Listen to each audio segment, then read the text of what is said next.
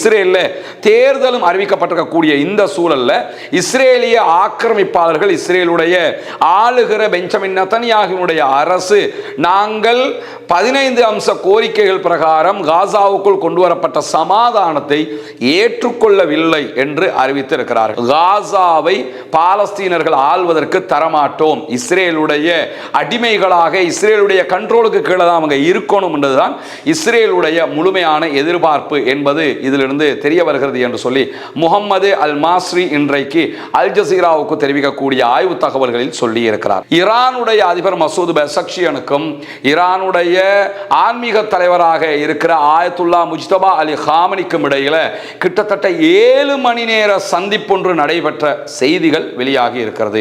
தேசிய ஒற்றுமையையும் ஒருமைப்பாட்டையும் பேணுகிற அதே நேரத்தில் ஈரான் மக்களுடைய வாழ்வாதாரத்தில் கவனம் செலுத்துங்கள் என்கிற கோரிக்கையை முஜ்தபா காமனி என்னிடத்தில் முன்வைத்தார். எனவே நாட்டை மிகச்சிறப்பாக வழிநடத்துவதற்கு நாங்கள் முயற்சித்துக் கொண்டிருக்கிறோம் என்கிற செய்திகளை இன்றைய நாளில் அந்த 7 மணி நேர பேச்சினுடைய சாராம்சமாக மசூத் பெசக்ஷியன் சொல்லி இருக்கிறார். ஜனநாயக கட்சியின் செனட்டர் கிறிஸ் மர்ஃபி வெளியிட்டிருக்கக்கூடிய செய்திகளில் தொடரும் சண்டைகளால வாஷிங்டன் தொடர்ந்து பலவீனப்படுகிறது, ஈரான் வலுவடைந்து கொண்டு வருகிறது என்கிற செய்தியையும் அவர் ஓப்பனாகவே சொல்லியிருக்கிறார்.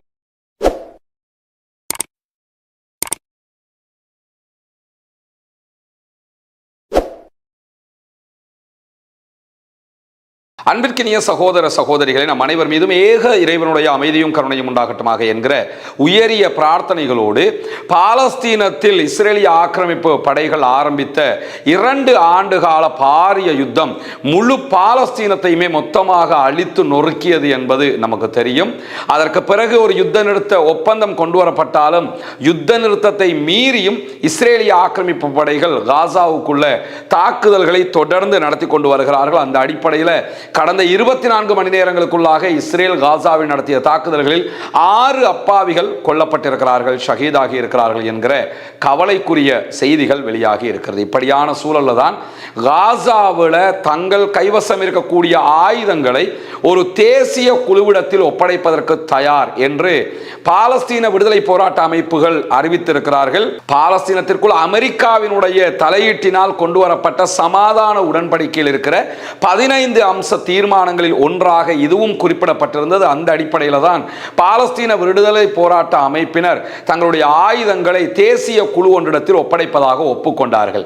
அவர்கள் ஒப்புக்கொண்ட அடிப்படையில் இஸ்ரேல் காசாவை விட்டு வெளியேற வேண்டும், தேசிய குழு அங்கே ஆட்சியை கையிலே எடுக்க வேண்டும் என்கிற நிலவரங்கள் இருக்கிறது. அதைத் தொடர்ந்து காசாவுக்குள்ள உணவு, மருந்து உள்ளிட்ட தேவைகள் பூர்த்தி செய்யப்பட வேண்டும், காசா அபிவிருத்தி செய்யப்பட வேண்டும். ஆனால் பாலஸ்தீன விடுதலை அமைப்புகள் இந்த அறிவித்தலை விடுத்ததற்கு பிறகு இஸ்ரேலில் தேர்தலும் அறிவிக்கப்பட்டிருக்கக்கூடிய இந்த சூழல்ல இஸ்ரேலிய ஆக்கிரமிப்பாளர்கள் இஸ்ரேலுடைய ஆளுகிற பெஞ்சமின் நெதன்யாகுவினுடைய அரசு நாங்கள் 15 அம்ச கோரிக்கைகள் பிரகாரம் காசாவுக்குள் கொண்டு வரப்பட்ட சமாதானத்தை ஏற்றுக்கொள்ளவில்லை என்று அறிவித்திருக்கிறார்கள். இந்த சூழல்ல காசாவினுடைய சமாதானத்தை அவங்க ஏற்றுக்கொள்ள மறுத்திருப்பதனுடைய அடிப்படை என்ன என்பதை இன்றைக்கு தோஹா பட்டதாரி ஆய்வுகள் நிறுவனத்தைச் சேர்ந்த முகமது அல் மாஸ்ரி இன்றைக்கு அல் ஜசீராவுக்கு மேலதிக தகவல்களை வழங்கி இருக்கிறார்.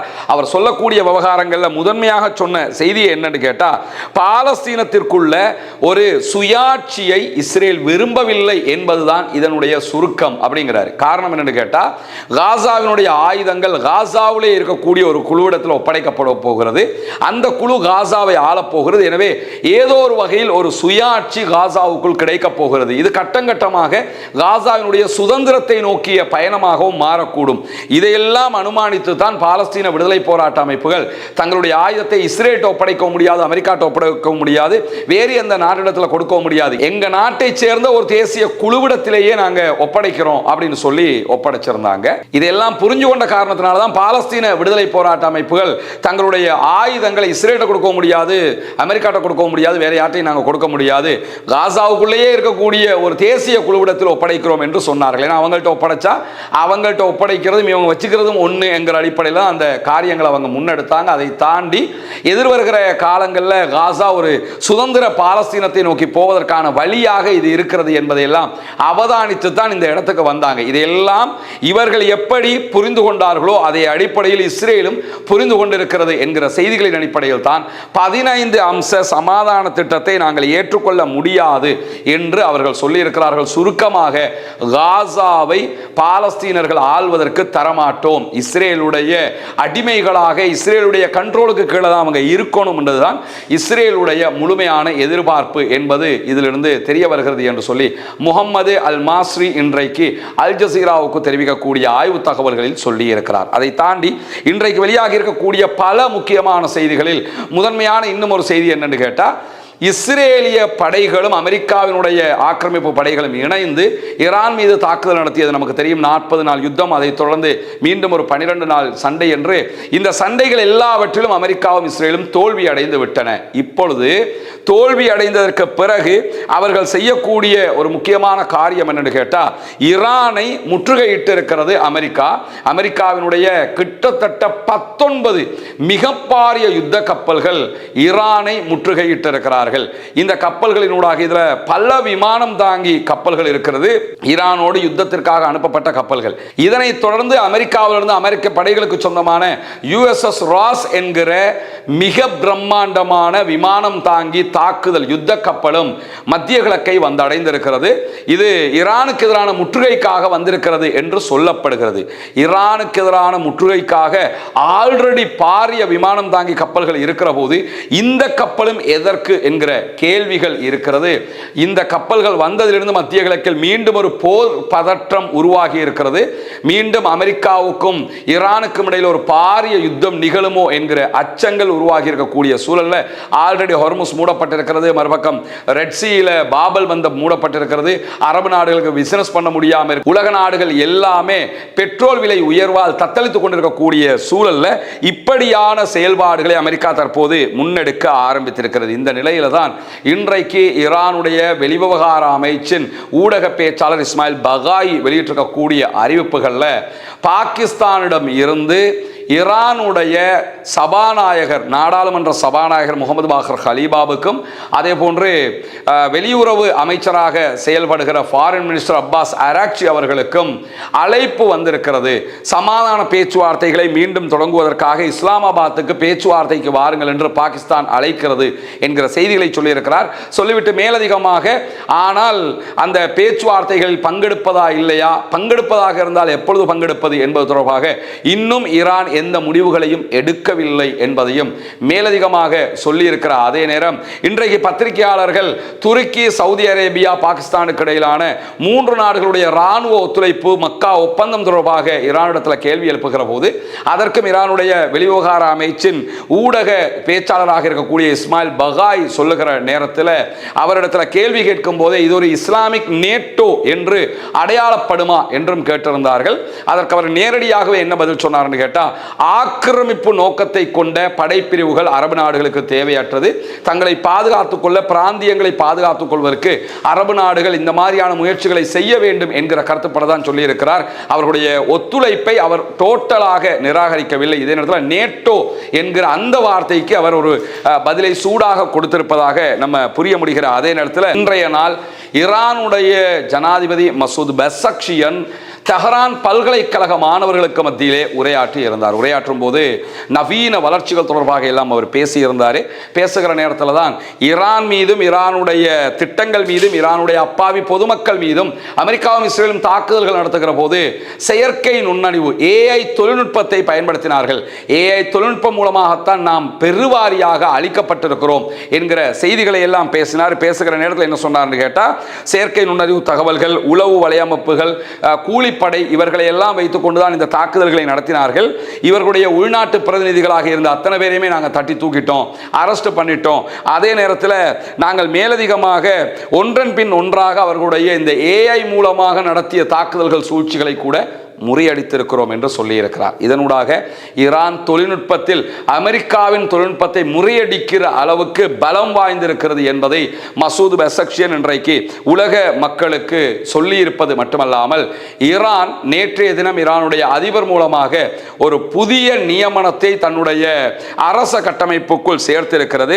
ஐஆர்ஜிசியினுடைய முன்னாள் தலைமை தளபதியாக செயல்பட்ட மொஹ்சின் ரஸாயி என்கிறவரை ஈரானுடைய புதிய பாதுகாப்பு தலைவராக ஈரானுடைய அதிபர் மசூத் பெசக்ஷியன் நியமித்திருக்கிறார். மொஹ்சின் ரஸாயியை பொறுத்தவரையில் ஐஆர்ஜிசியினுடைய முன்னாள் தலைவராக அவர் செயல்பட்டது மட்டுமல்லாமல் புரட்சிகர பாதுகாப்பு படை ஐஆர்ஜிசிக்கும் அதே போன்று அரசாங்கத்தினுடைய மத தலைவர்களுக்கு, அரசாங்கத்தில் ஈரானுக்குள்ள ரெண்டு விதமான கட்டமைப்பு இருக்குது. அரசியல் தலைவர்கள் ஒரு சாரார் இருக்கிறாங்க, மத தலைவர்கள் என்கிற ஒரு சாரார் இருக்கிறாங்க.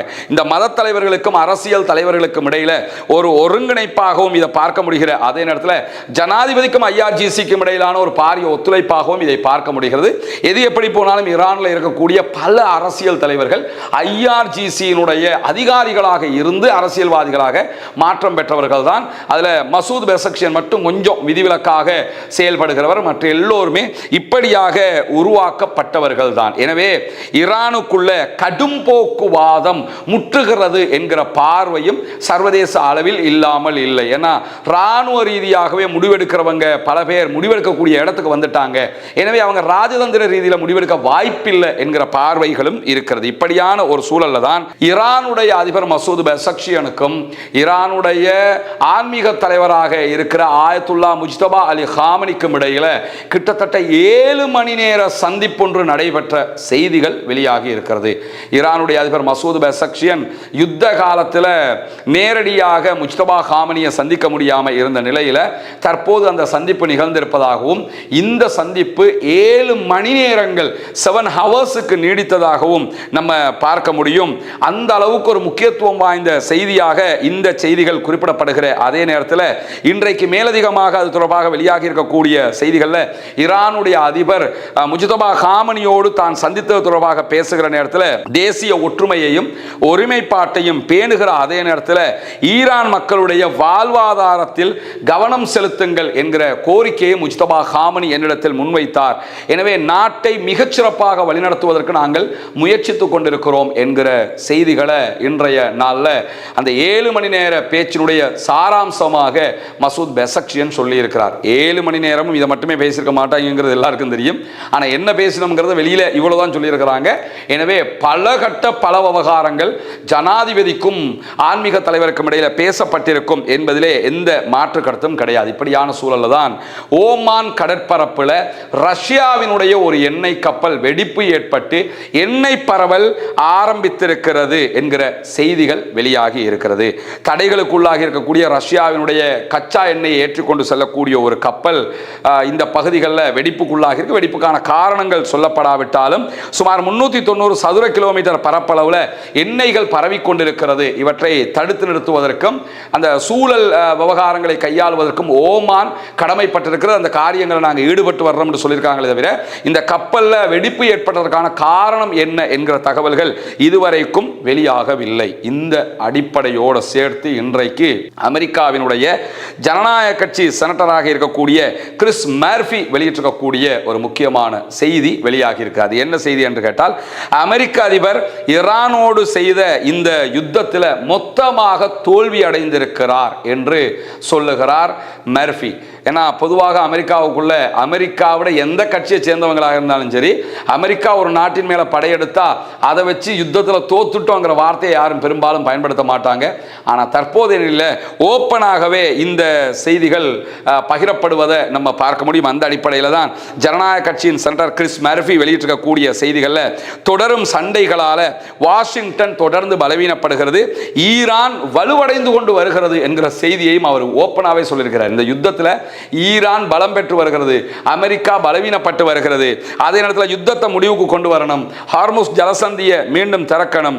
ஒரு மோசமான ஒப்பந்தம் இதுக்கு வந்தா கூட அந்த ஒப்பந்தத்தையும் நான் ஆதரிக்க தயாராக இருக்கிறேன் அப்படிங்கிறார். ஏன்னா ஹார்முஸ் ஜலசந்தியை திறக்கணும், இந்த யுத்தத்தை முடிக்கணும், எந்தமாவது பண்ணி எப்படியாவது ஒரு ஒப்பந்தத்தை பண்ணி இதை முடிச்சிருங்க அப்படிங்கிற ரீதியாக அவர் இன்றைக்கு கருத்துக்களை சொல்லியிருப்பது மட்டுமல்லாமல் யுத்தம் முடிவுக்கு வர வேண்டும். ஏன்னா யுத்தம் தொடர்கிற ஒவ்வொரு நாளும் அமெரிக்கா தான் பலவீனம் பலவீனம் அடைந்து கொண்டிருக்கிறது. ஈரான் வலுவடைந்து கொண்டே இருக்கிறது. விலைகள், பொருட்களுடைய விலைகள் அமெரிக்காவில் கட்டுக்கடங்காமல் உயர்ந்துகிட்டு இருக்குது. அமெரிக்க மக்கள் தொடர்ந்து துன்பத்திற்கு ஆளாகிறார்கள். எனவே எப்படியாவது இந்த யுத்தத்தை முடிவுக்கு கொண்டு வருவதற்கு நான் முயற்சிப்பேன், என்ன ஒப்பந்தம் வந்தால் நான் கையை தூக்குவேன் அப்படிங்கிற ரீதியில் இன்றைக்கு கிறிஸ் மேர்வி, அமெரிக்காவினுடைய செனட்டர்களில் ஒருவராக இருக்கக்கூடியவரே, ஓப்பனாக அமெரிக்கா யுத்தத்தில் தோற்றுவிட்டது என்கிற செய்திகளை சொல்லியிருப்பதை நம்ம பார்க்க முடியும். இன்றைக்கு வெளியாகி இருக்கக்கூடிய மிக முக்கியமான செய்திகளுடைய தொகுப்பை தான் உங்களுக்கு மத்தியிலே கொண்டு வந்திருக்கிறோம். தொடர்ந்து இணைந்திருங்கள். ரஸ்மின் பைசி நியூஸ் மற்றும் ரஸ்மின் டாக்ஸ் ஆகிய 2 சேனல்களோடு வரக்கூடிய செய்திகளை உடனுக்குடன் உங்களோடு பகிர்ந்து கொள்வதற்கு தயாராக இருக்கிறோம். ஆக்கிரமிப்புகள் ஓய வேண்டும், ஆக்கிரமிப்பாளர்கள் ஓய வேண்டும் என்கிற உயரிய பிரார்த்தனைகளோடு ஆக்கிரமிப்பாளர்களுக்கு எதிராக தொடர்ந்தும் ஜனநாயக ரீதியாக குரல் எழுப்புவோமாக. அல்ஹம்துலில்லாஹி ரப்பில் ஆலமீன்.